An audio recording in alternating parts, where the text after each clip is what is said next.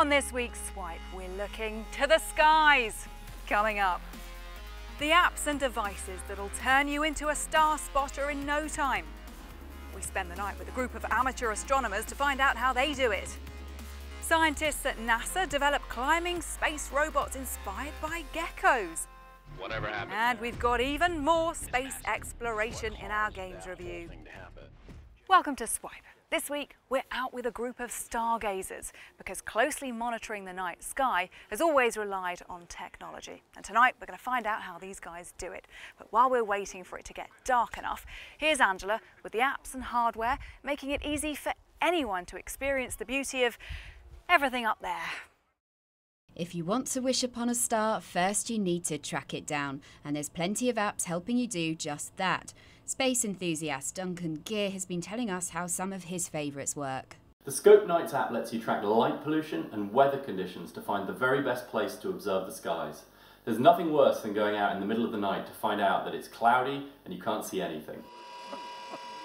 There are apps like Polar Align, specifically designed to help you align your telescope and point it at an object, a crucial part of stargazing. Filming and taking pictures in low light often come out a little dark and grainy. Well, there's apps to help you with that too. This one lets you tweak your smartphone's camera so it can capture long exposure photos of the night sky by itself. And there are also services that monitor the northern lights and alert you when it's visible from the UK. As well as applications, the equipment is getting more advanced too, making it easier to find those constellations. A lot of telescopes now are coming with Wi-Fi, so they can connect to people's phones. You can download apps that will connect directly to the telescope, and you can look at the app and you can choose where you want to look at in the sky, and the telescope will go directly to that place. The benefits of that is before, it was very hard for amateur astronomers maybe to get into it as such, because they would have to try and star hop from one star to the other to try and find the target. Now that's taken away with the use of this kind of technology that can literally just at the press of a button go to exactly what you want to look at.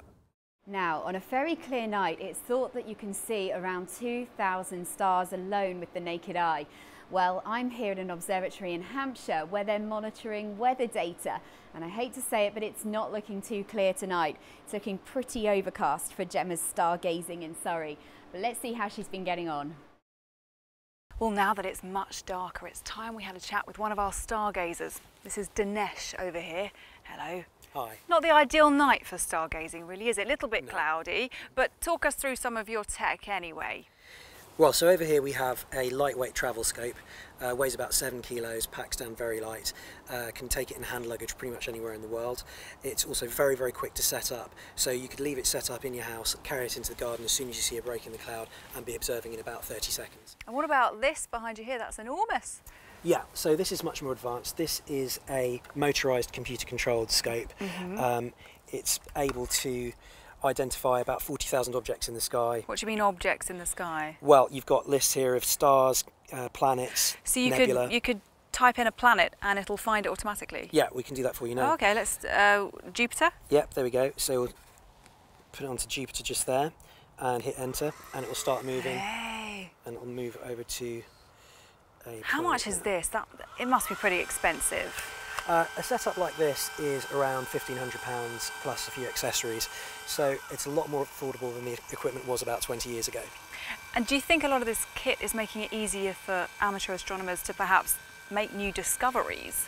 Yes, I mean, the biggest problem we have in the UK obviously is the weather. The cloud cover makes it impossible to stargaze, exactly. So the advantages we have here are things such as this digital camera, which is attached to the scope, and it will run an alignment for the computer in about 2 minutes. And it does that by taking images of the sky and locating 100 stars. And once it's done that, it'll use algorithms to work out exactly where we are, where everything in the universe is, and then it can point to the objects using the handset here. Fantastic. And how often do you do this? Every time it's clear.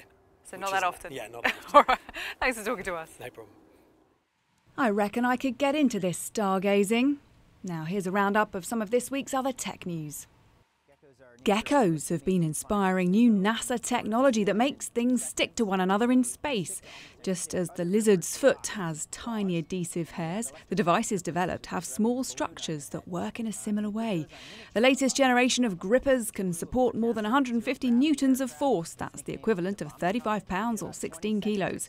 NASA says it's useful for lots of different applications in space. A humanoid robot was set free for a walk in the woods this week. Atlas, made by the Google-owned Boston Dynamics, is 6'2" and weighs 330 pounds. The company has shown off other models tackling similar outside courses in the past, but they had more legs to help them stay upright. It says this one could soon be as agile as a human. And here's something you might take with you when you're next walking through the woods. A set of bone conduction headphones launched on Indiegogo this week. If you're unfamiliar with the tech, it works by sending audio as vibrations through your cheekbone to your inner ear, bypassing your eardrum. The company claims users benefit by being able to hear ambient sound for situational awareness and safety. Now it's time for some more space exploration. Here's Gav with our games review. So EVE Online is the massive online space game. You've probably heard about it in the news whenever there's like a giant battle. It pretty much makes like the mainstream news because it's one of those ones where, you know, thousands of people going up against each other using their spaceships that they've, you know, really worked hard to sort of build up. And if they get destroyed, that's it. They're gone forever.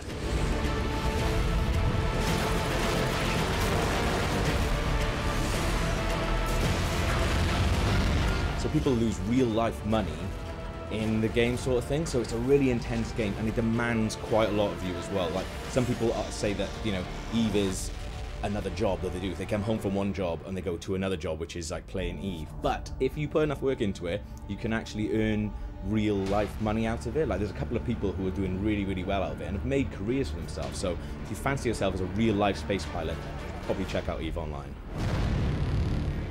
FTL is one of my favourite games to play on an iPad, and I've lost just countless hours doing it because basically it's a really, really simple thing, like simple enough that it can be played on an iPad. You're in charge of an entire ship, but you're in charge of everything from, like, you know, life support and people down to, you know, the actual hyperdrive and things like that. And it's just constant challenges. You're on the run from these sort of like rebels, and you just have to face every single second. Is always something going wrong? So you're basically the captain and you're like, okay, now everything's going right, and then something else will go wrong, and you have to deal with that. And you have to make it looks really nice and it's really cartoony and the soundtrack is fantastic, but you have to make pretty big decisions that affect like people's lives. So, you know, if you're into stuff like The Sims, you should probably give this a go because it's quite hard, but people who are into sort of like management simulators and things like that will really find something good in FTL, I think. I think Elite Dangerous for me is one of the only games out there where I play it and I actually feel like this is probably what it's like to pilot a spaceship of some kind.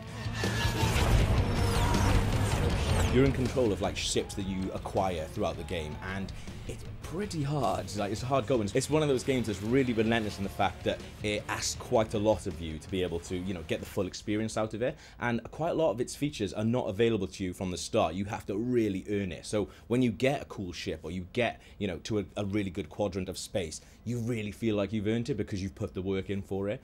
And it's actually got one of the best Oculus Rift support things ever. Like, if you can find the Oculus Rift version of it somewhere when someone you know has an Oculus Rift, I would really suggest seeking that out because I guess that's probably as close as you come to actually being in space, though I've never actually been in space, obviously.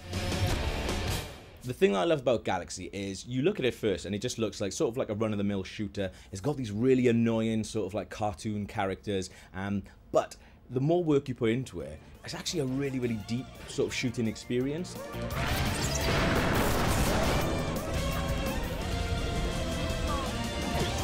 Anyone who's a fan of like anime cartoons from the 80s will really love this because it's kind of like aping that kind of style. And it's one of those games as well, the mechanics of it are actually really, really deep. Even though it looks like you're going around just like, you know, shooting things, you actually have to put a lot of work into doing, you know, really, really cool little moves. And if you can pull off those moves, then, you know, your score increases and you get bigger ships and things like that. And the story is actually pretty good. If you can get past the really horrible sort of like 80s cartoon dialogue, it's really, really good.